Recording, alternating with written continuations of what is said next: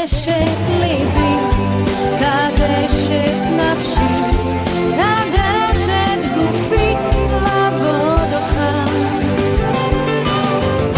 אדוני, קדש את ליבי, קדש את נפשי, קדש את גופי לעבוד אותך.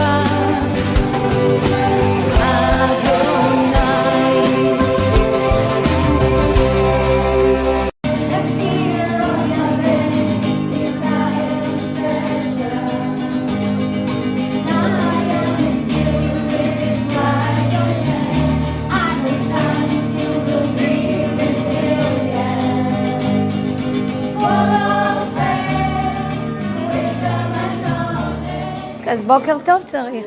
נועם, סידרו לנו את נועם. כן. זה מן הכלל. אתה מכיר את ה... Okay, I will be your guiding here in the museum. Let's get inside.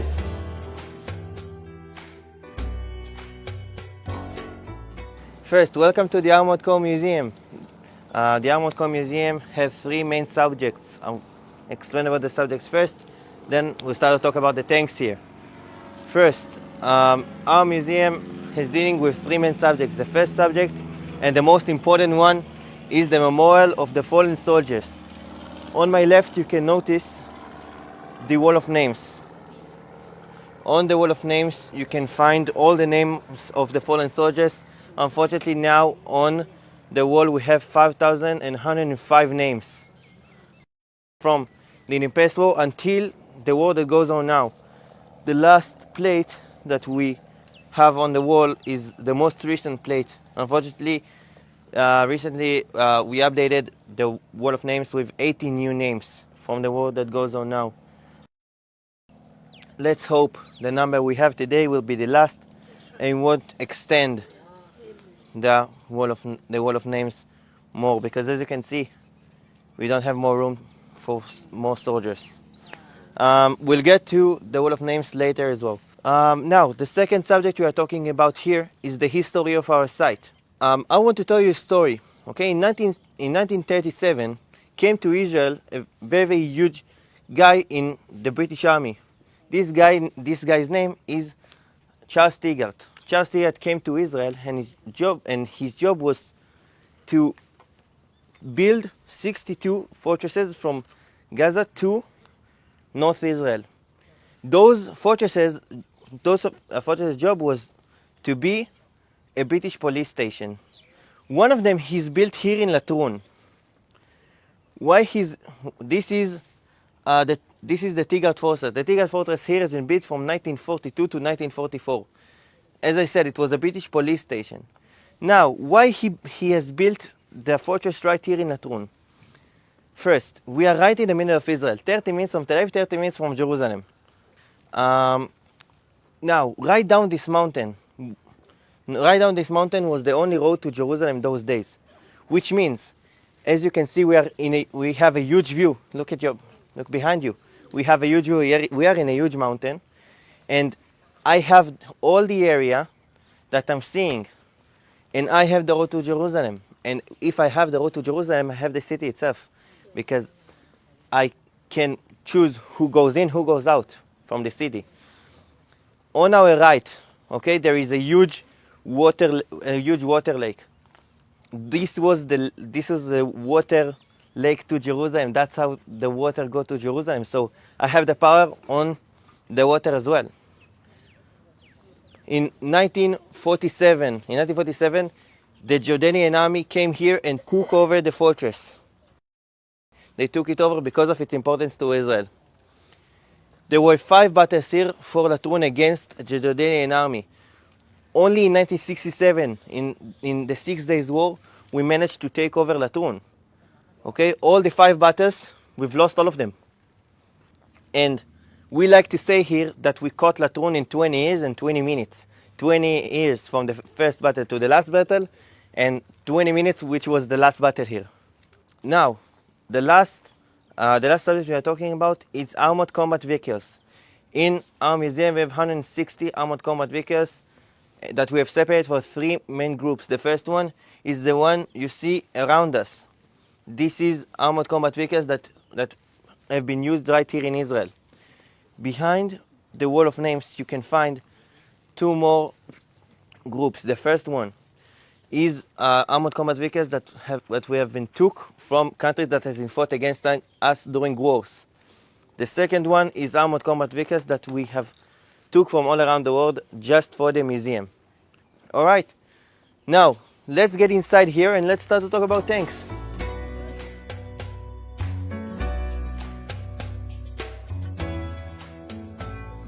So, this is the only way in the museum to see how a tank look from inside. Soon I'll explain what is this tank and what's his name and everything, but first I want to explain what is a tank, okay? You can see that the tank has two parts. He has the lower part and the upper part. The lower part of the tank is the hull. The hull is the body of the tank. The upper part is the turret. The turret is the head. Now the turret of the tank can move. The turret of the tank can move 360. It can spin 360. Now the tank has three main advantages. The first one, it's his mobility. Now I want to ask you a question. How much do you think this tank weight? 60 tons. 60 tons. More. 100 tons. 20 to 60 pounds. 20 to 60. So the tank here weighs 49 tons.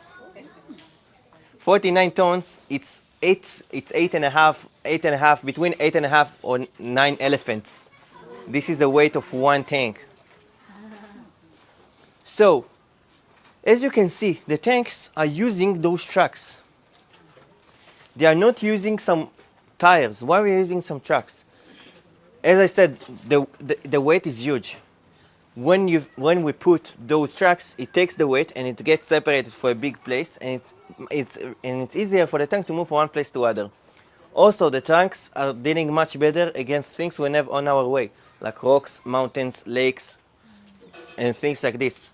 Now, let's get inside the tank. One more huge advantage of a tank, it's his firepower. You can see the cannon here. The cannon here is 105 millimeters. With the cannon, we have 3 machine guns. You can notice the first one up there. The second one is up here. The third one is on the turret. We can't see it right now. But it's right here. We have like a small circle here. This is where the second machine gun is. Third. The third, sorry. Now, I want to explain what is this tank. This tank is an American tank. In Hebrew, we call him Magach. In Hebrew, we call him Magach. In English, it's Peton. Okay, it's an American tank that served here for 50 years, from 1964 to 2014. Those type of tanks served in the Israeli Armored Corps. Now, in this tank, we have one thing that is an Israeli invention. You can see those plates. The tank has been covered with a lot of plates. This is the third advantage, his shield and protection. Those plates are an Israeli invention for the tank. Okay, inside those plates we have explosives. Those explosives' job is to deflect the explosion of a missile away. I'll explain how it works. When an anti-tank missile goes to the tank, it will hit on those plates. The explosives inside explodes outside of them. Its job is to make the explosion be here and not inside the tank and harm the crew members. It creates the explosion here because it tries to deflect it, because the explosives inside explodes on the missile and not inside. Did you understand how those plates work? Yeah. And this is an Israeli invention. After some countries realized how those plates work, they stole the ideas from us. Go back to sender, misfire, malfire, backfire. Now, the tank had 4 crew members. The first one we are about to talk about is the one who sits here. His head is here. Okay. So this is the driver. The driver's job is to drive the tank. Obviously, He's the only guy that sits at the lower part, the hull. Okay? He sees from those three mirrors. Okay? Those mirrors are named episcopes. It's basically 4 mirrors. He has 2 up and 2 down, and sometimes 1 between them. That's how he sees outside. Okay? This is about the driver. Now, the one who stands here. The one who stands here, this is the loader. Okay, the loader's job is to load all the shells. The tank here have 54 shells. Every shell weighs about 20 to 30 kilos. Depends which shell he uses. He loads everything to the cannon block. You see this huge block here? This is where he actually loads all his shells. Imagine that all the shells are on the floor. He needs to lift them up from the ground to his shoulder, and then he needs to load it. And he needs to do it in a couple seconds. He needs to do it fast. Okay? You know, one of the trainings of the loader is to load 40 shells in 2 minutes. In 1.5 or 2 minutes. He needs to do load. He just take it out and push again, take it out, push again. Now, this is about the loader. You see the guy who sits here? The guy who sits here is the gunner. The gunner's job is to control the cannon. He's the one who aims and shoots as well. He has a firing system, that's how he aims. And he has 2 joysticks. Those 2 joysticks, that's how he uses the cannon. When he presses both of them together, the tank shoots. One of my friends says, when he presses both of them together, the miracle happens. Now, behind him we have the commander of the tank. The commander of the tank is basically the most important job. He's the one who tells them what to do from loading to shooting. He's the one who takes responsibility on them.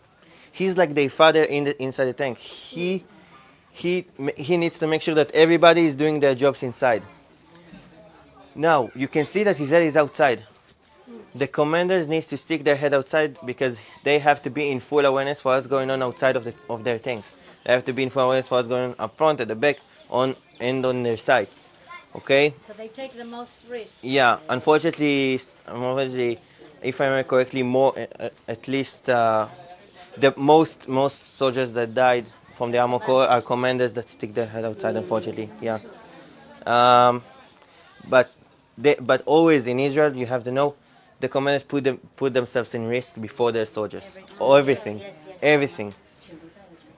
Now you see those uniforms they wear. They doesn't really wear uniforms that I have. Those are special uniforms.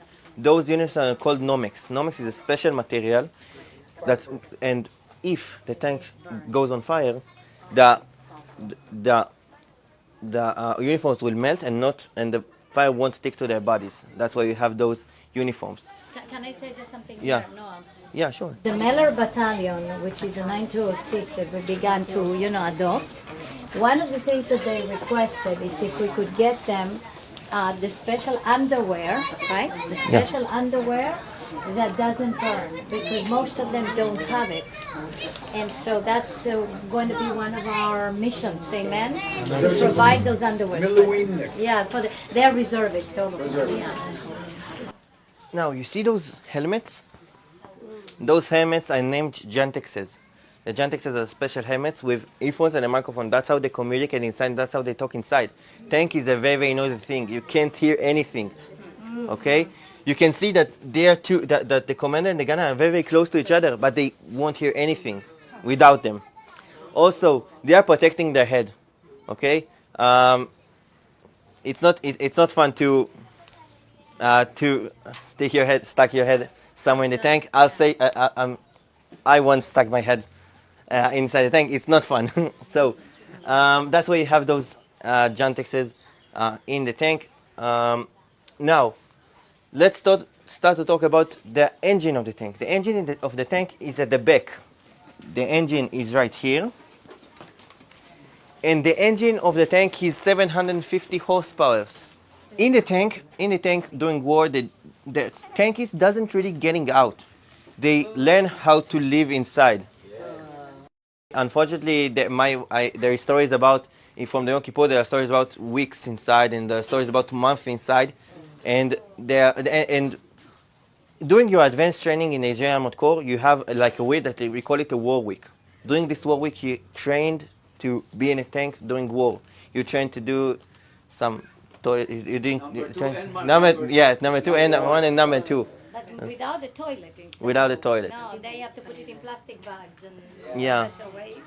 And that's and they learn how to eat inside and how to sleep inside. They are doing everything inside. This is like their home. Okay, that's why the tankists, if you see crew members, they are very, very close to each other because they live each other all day long.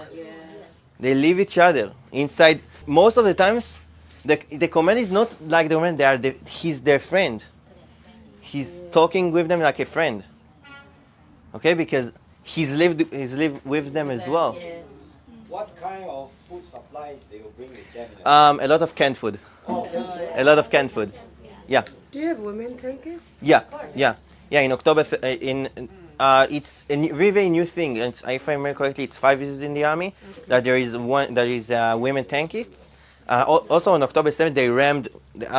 After they ran out of shells, they started to ram some terrorists with their tanks. They overturned the battle. Yeah.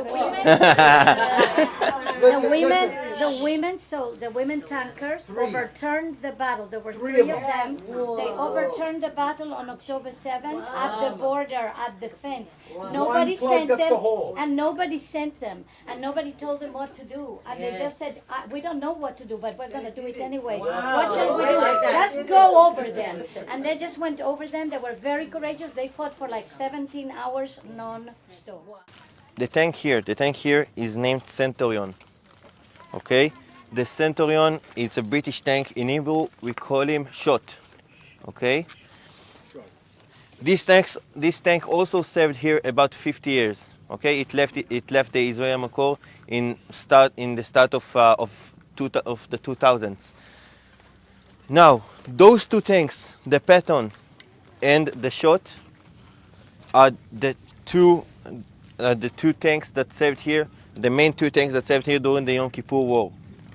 Okay, those 2 tanks are the main tanks in the Yom Kippur War, but they had like a different places to fight. The Patton used to serve in Sinai. The Shot used to serve in the Golan Heights. I'll explain you why. Okay. Originally, the tracks of the Patton is made by rubber. Originally, in the Shot, it's made by metal. Okay, the 2 places that we fought those days was Sinai in Egypt and the Golan Heights against Syria. Sinai is a desert. When Israel put the metal tracks on the sand of Sinai, the metal has been getting wrecked. And it didn't deal too good against the sand. That's why we used some rubber. The rubber didn't get wrecked on it. Israel used some metal tracks in the Golan Heights, which is huge rocks, mountains. That's why you need a strong metal to deal with it. Throughout the history, Israel also made some changes. Here, as you can see, it's a rubber track. That's about the 2 tanks that served in the Yom Kippur War. Let's move to this one here. Now we've got to one of the most famous tanks in history. This is the Sherman. Okay, the Sherman is an American tank from the Second World War. Now in the Sherman, you can see we have 5 crew members. Where's the 5th crew member? You can see this guy here. Okay, this one here is sitting inside the tank, and his job is just to shoot this machine gun. That's the 5th member job. Okay. Now I want to tell you a story from the 6 Days War. Okay. In 1967, the main battle that Israel had, the main success battle that Israel had, was to take over the old city of Jerusalem from Jordan. Now, in all of Israel, everybody says that the parachute unit did it, and not the parachute unit did it. That in this battle was one Sherman tank. This Sherman tank has been led by a commander that his name was Itzik Zisman. Itzik Zisman was a tank commander in the 6 Days War, and his job was to lead the parachuters all the way to Jerusalem. He led them all the way. He got inside the old city of Jerusalem. He got inside the Lion's Gate, and then he got stuck.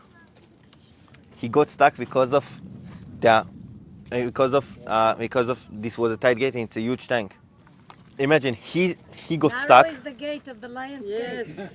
He got inside. The parachuters are behind him, so they started to crawl underneath and climb from the sides. That's how they got inside. And the rest is history. After the war, Israel has sold those tanks to Uganda. Okay? After, if you know, it has been sold to Idi Amin. Oh my God. Yeah. That's a bad news. Yeah. So, after some years, he got to a very, very rich guy that has a collection of tanks. He's collecting tanks. That's what he likes to do, collect tanks from all around the world. In 2020, the museum found this tank in his place, and they made like a little trade with him to bring this tank back to Israel. So it was a Ugandan rich guy? No, it was a British guy. A British guy? Yeah. And we did a trade with him. We gave him a type of tank that he really, really wanted that we had in the museum. And we got this Sherman back. At the day this Sherman got to our museum, his commander during the battle, do you remember his name? Itzik Zisman. The day this tank got to our museum, Itzik Zisman died at the very same day. Wow. I served like 13 years as intelligence commander, intelligence officer in armored brigade in the IDF in the reserve. Which Khativa was that? It is it connected with what Noam said, because my brigade fought in 67. This is the brigade called Harel Brigade, attacking Jerusalem from the north. That's coming. the one that won the war to get This is Jerusalem. one. Later on, it has another number, but it remained the original Harel Brigade. Yeah. I want to tell you something about this tank. This was the main battle tank of the American forces in the Second World War. And the soldiers that used it gave it a nickname. They called it Bronson. Why Bronson? Because What is the Bronson? The very famous Bronson thing? he's Charles Bronson. No, not Charles Bronson. In America, they had lighter. And when they advertise, they say it light in the first click. Bronson. And what happened in the Second World War, when the Germans hit those tanks, the first hit, the tank would go in flames. Oh no! So the soldiers call it Bronson because it light in the first click. Oy vey. Yeah, was a really, this is the dangerous real time. story. You can see we had some type of ceremony during the history. You see the tank here. This is the AMX-13. Okay, the AMX-13 is a French tank that he has only 3 crew members. The 3 crew members are commander, gunner, driver. The loader here is an automatic loader. An automatic loader. Yeah. Now, you can see he only weighs 14.5 tons. Wow. Very light. Yeah. For a tank, that's nothing. No. The first one was 50. Here is 14.5. Now, What's the advantages of the tank being lighter? that's what I wanted to talk about. You can see that the engine is up front and not at the back. The engine is up front because this tank is supposed to be tank that goes off airplanes. He has a parachute. That's how France planned them. Yeah, what did it? That's amazing. The engine is up front because its job to make sure that the tank would be balanced in air and then properly. If the engine would be at the back, whoop, it will flip away. Imagine being inside if you are Kumaman being inside and you getting parachuted, or looking at the sky and you see some tanks just fall off the sky. That's scary. But he has some huge disadvantage. I want to show you something. I want you to hear this. It's very tiny metal. Okay, this is his protection. That's why he was very bad for those days, because this tank wasn't protected enough for the soldiers inside. And this tank is not for battle. This tank is for patrolling. He's the fastest tank in history. Can get to about 90 kilometers per hour. Wow.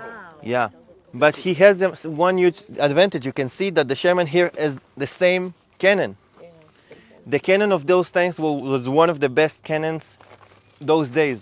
So he just took the cannons and put them on other tanks, because this cannon was one of the best. Now, let's get back to the Sherman. So, how the Sherman got to us? This is a story, because now we've got to the Independence War. Now we've been at the 6 Days War. The IMX also served in the Sinai War. Now we've got to 1948. Okay, to the tanks we had first. The Sherman. The Sherman the Sherman served the British Army here in Israel with the chromos that I have on our left, and we'll talk about this one as well. The Sherman is a British or an American? It was an American, That's what I but that's thought. served for the British here. Okay.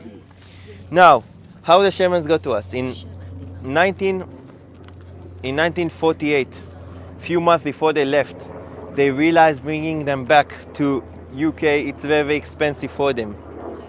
So they decided to stay them here. But if they stay them here, anybody can take them. There is an Independence War for the Jews. They can take the tank and just use them. So they took them and destroyed them. Okay? Even some of the tanks, they took them to one cliff at the north and just and they took them and they took the cliff and they dropped them off them. They didn't want anybody to use them after them, sorry.